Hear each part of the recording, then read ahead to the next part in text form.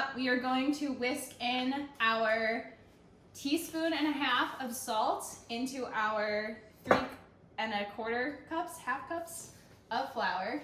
I've never presented for baking before, so this is very fun. I have notes in front of me. And so we are going to combine our salt and our flour together. You don't have to give it a whisk, but I just like to avoid clumping, so I'm gonna whisk it really quickly. And so once our flour and salt are well combined, you're going to create a well in the center of your bowl. And then if your yeast hasn't been sitting in the warm water for 5 minutes yet, this is active dry yeast. So if your active dry yeast has not been sitting in your warm water for about 5 minutes, give it a little bit of time, and hopefully you can still follow along. So my yeast is ready. It's been combined with the sugar and sitting for about 7 minutes. It's nice and foamy at the top. We've got some good floating and bubbling going on, so I know that it's happy. I'm gonna give it a quick stir to dissolve the sugar in the water. And then once that is fully combined, my yeast, sugar, and water are gonna go into the well of my flour.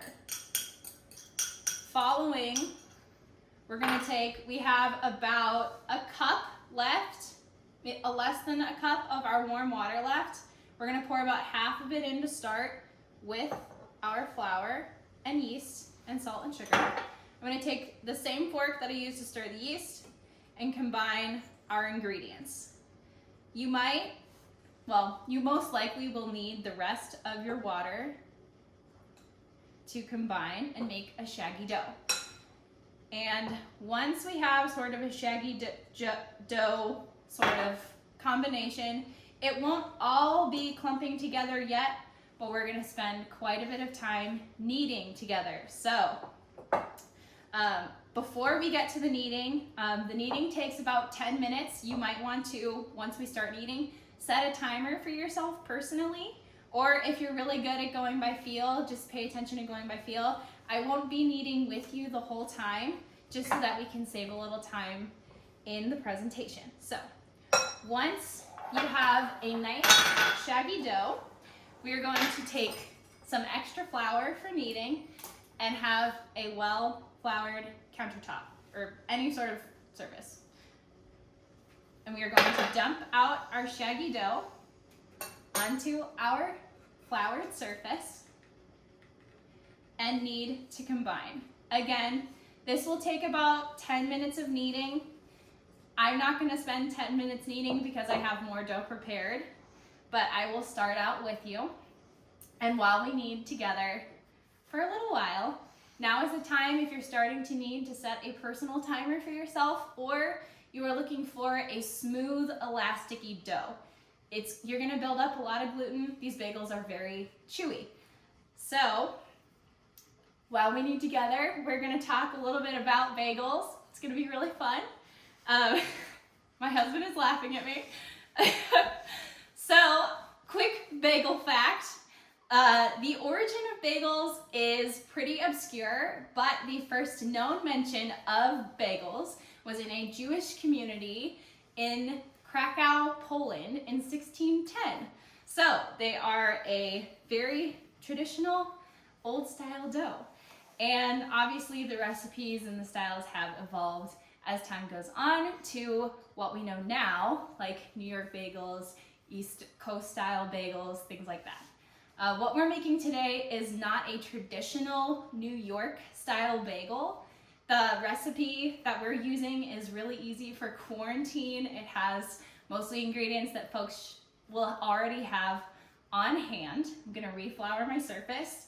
Don't be nervous if your dough absorbs a lot of extra flour. It's just gonna add to that classic bagel chew. So traditional, like New York style bagels, which is what we are not making, usually include barley malt, which I don't know if everybody would have in their pantry. So we're doing a quick style bagel. And sometimes they can also include molasses in the dough or actually in the water that they're boiled in as well.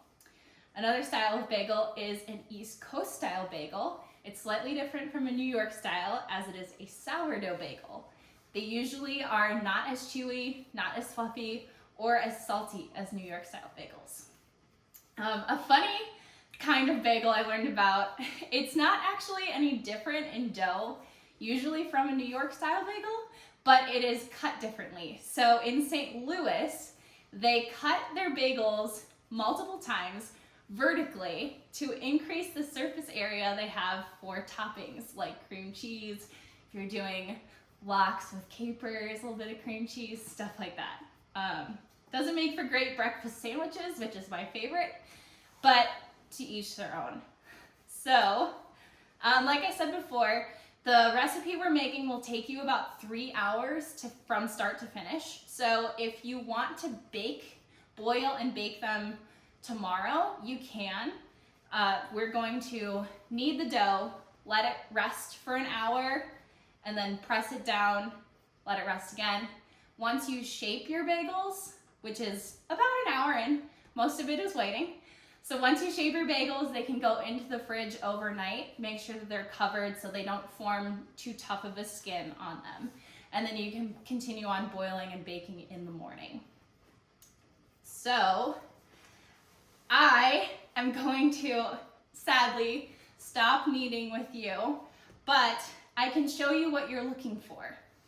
So I'm going to place my dough aside so I can continue on with it later. The dough that you want to have is going to be smooth and elastic. And I can show you an example right now.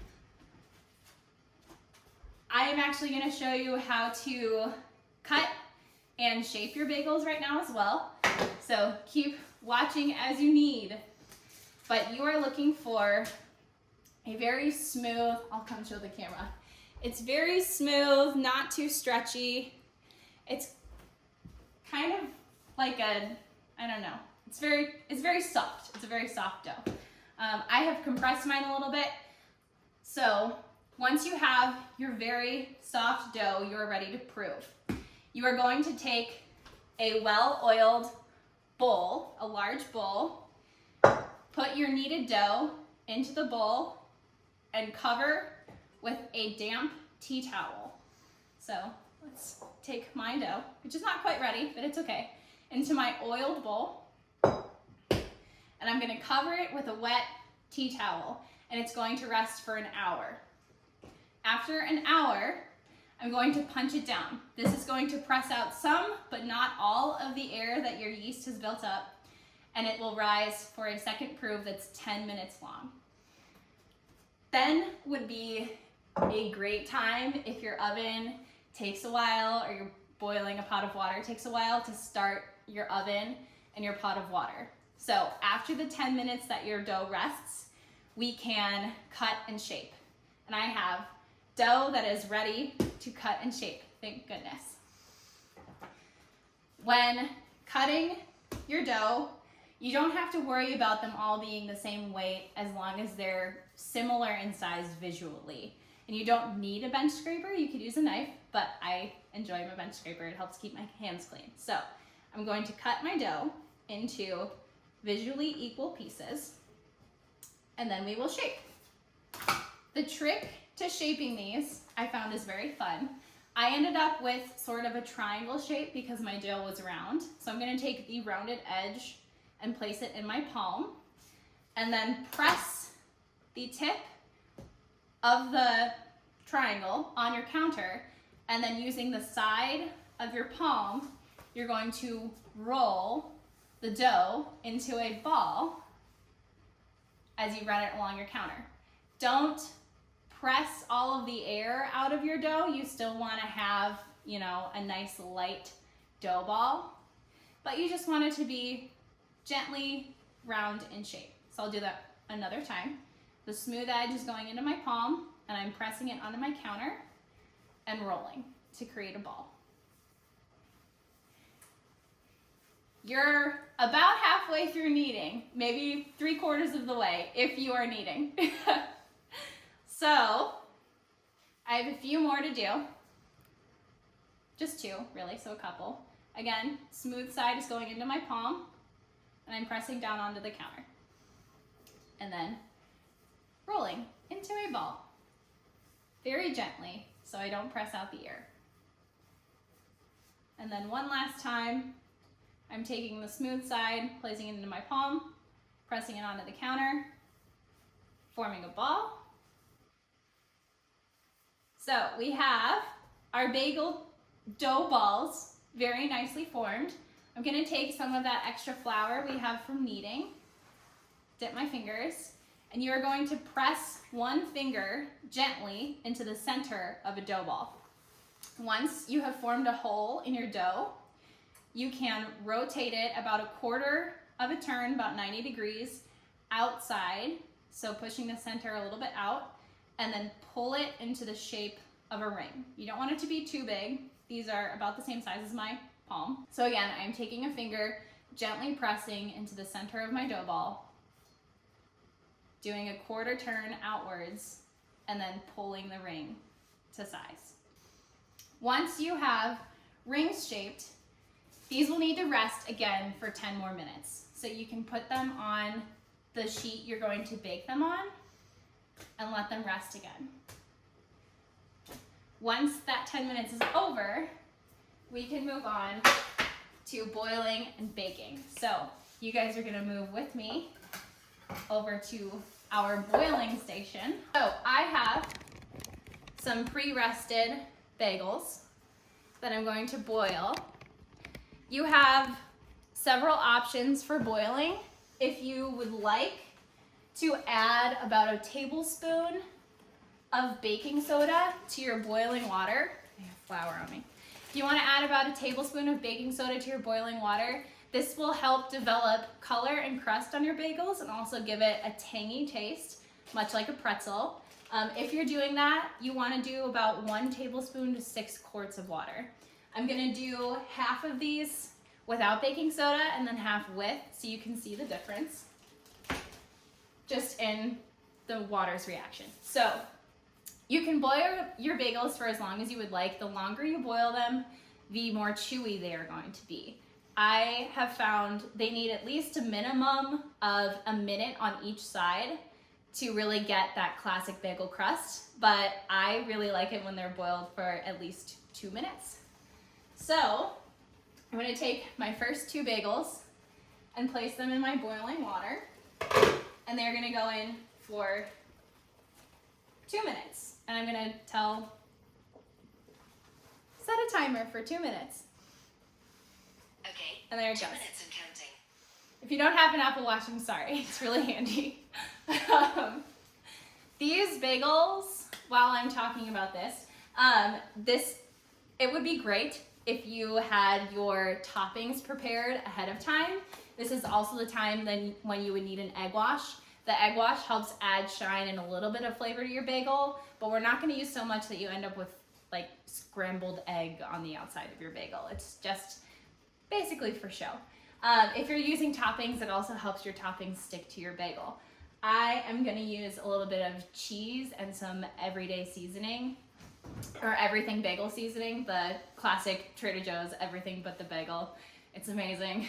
Don't get me started. And then for more delicate toppings like cheese, you actually want to wait until they've been in the oven for probably 2/3 of the baking time. Otherwise your cheese will burn.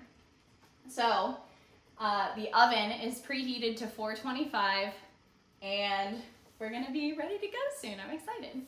I am going to make my egg wash while we're waiting. I'm going to need a fork.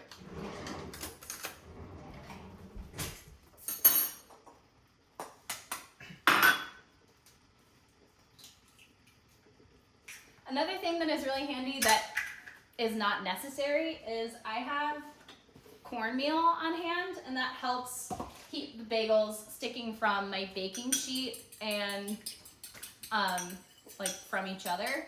But it's not totally necessary. It just kind of adds a nice crunch to the outside of your bagel. You don't need it at all. It's just kind of nice to have.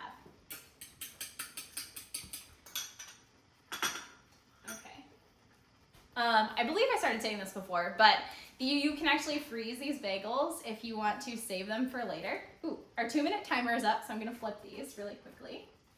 I'm taking that slotted spatula that was mentioned in the email and giving these a quick flip. They're floating in the boiling water, by the way. I forgot to say that. If your bagels are not floating, something went wrong with your yeast and you didn't develop enough air in your bagel. So, anyway. Yes, the bagels can be frozen. I would recommend pre-slicing your bagels before you put them in the freezer because trying to slice frozen bagels is really difficult. It's not great. Unfortunately, fortunately, we did not have to find that out the hard way. My husband, Tyler, is an engineer and thinks ahead of me because I tend to be very impulsive, so thank you, honey.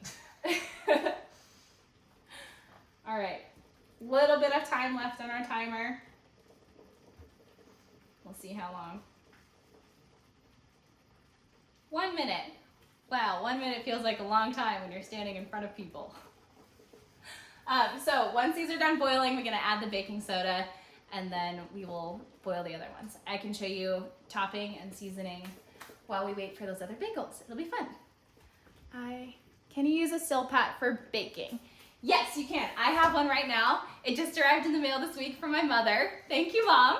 I am still going to sprinkle a little bit of cornmeal on it, but they shouldn't stick. The Silpats are non-stick to pretty much everything, so it's amazing.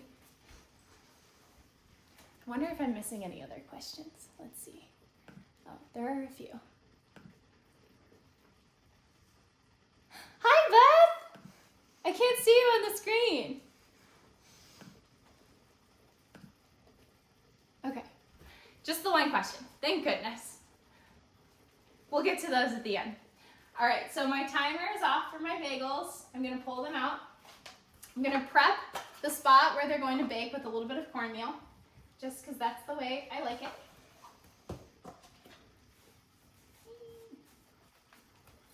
All right.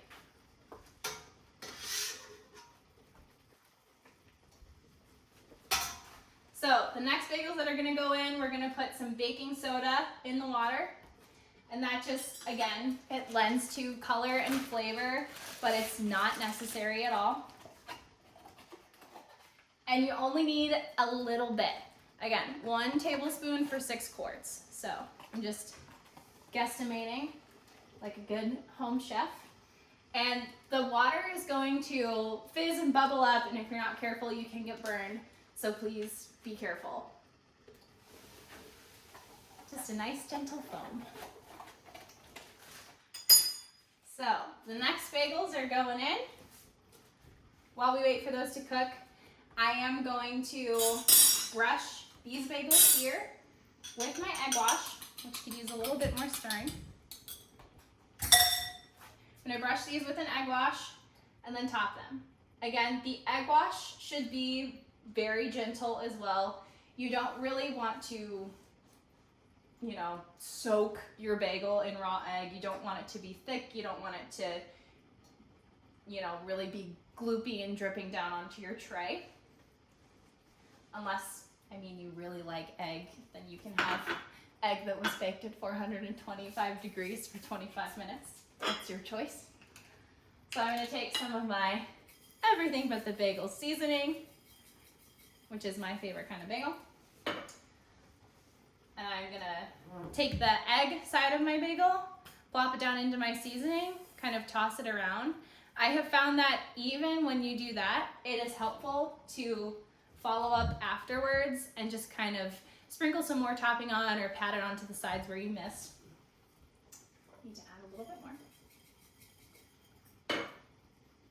We're almost out of the seasoning. We put it on everything, so we're gonna have to venture out to the store with our masks and get some more. So I'm gonna take some of the dry that was on the side, again, sprinkle it on the bagel, patting it on bald spots that you see. Not totally necessary, but I really like the flavor.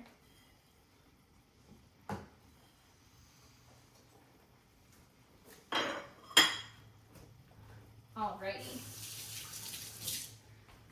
So these bagels have been going for 2 minutes on one side. We'll do 2 minutes on the next, and then we'll pull them out. Once you have your bagels boiled, topped, they are ready to go in the oven. You want your oven to be 425 degrees. It's kind of warm. we're gonna stop that. So oven is 425 degrees. They're gonna bake for 20 to 25 minutes, just depending on your oven, your location. We live in the mountains of North Carolina, so because we're at an elevation, it takes things a little longer to bake here. So I usually go for the full 25 minutes. You might find that that's not the case and your bagels look ready earlier. You are looking for a nice golden brown color on the outside, but if you baked or if you boiled your bagels with baking soda in the water, they are going to darken quicker and much more deeply in color than bagels that were cooked without baking soda. So even though your bagels look darker, please make sure they're getting at least the minimum of that 20-minute bake so that, you know, if you have raw egg on the outside, it's cooked all the way through and that you don't have really doughy bagels on the inside. You want them to be baked all the way. Okay, so some of these bagels were boiled with baking soda and some of them were boiled without. So I'm gonna show you the color difference now. It's very slight, but this one was boiled with baking soda and this one was boiled without. And they are just, this one's just a hair darker. And with everything seasoning, which makes it a little bit more difficult to see the color difference. So